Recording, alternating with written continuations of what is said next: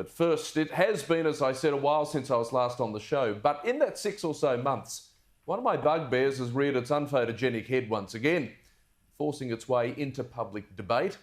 And that's the issue of a big Australia.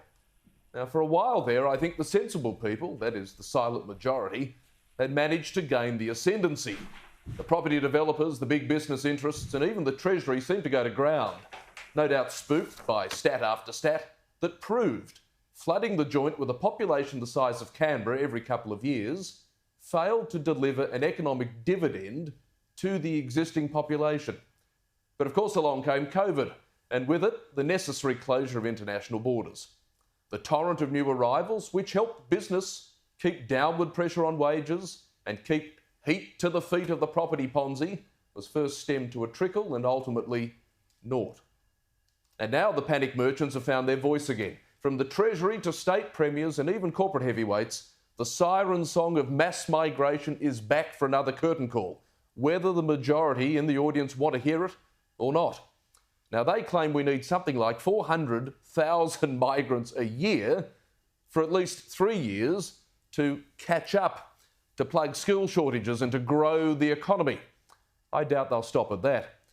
Now, I happily concede there are sections of the economy that do need people, both skilled and unskilled, and they need them fast. And if such manpower cannot be found within Australia, well, it must be imported for the good of the country. But with that said, let's not pretend that should the big Australia champions actually get their way, that all 400,000 migrants per annum will be skilled.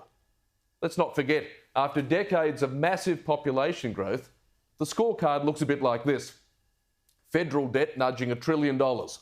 Private debt the second highest in the world. Stagnant wages growth. Cities with insufficient water infrastructure.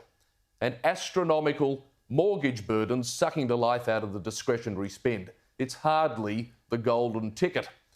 We need to be more sophisticated with how we grow the economy post-COVID. Certainly more than we were pre-COVID. There must be a greater emphasis on productivity rather than population. And we need more Aussie pollies and corporate titans to get along to Mass Migrants Anonymous, put up their hand and declare, I have an addiction. Rapid population growth may have been the elephant in the room at Glasgow that dare not speak its name, but in Australia, the voters, I think, deserve much of a voice as those with the vested interests in the debate.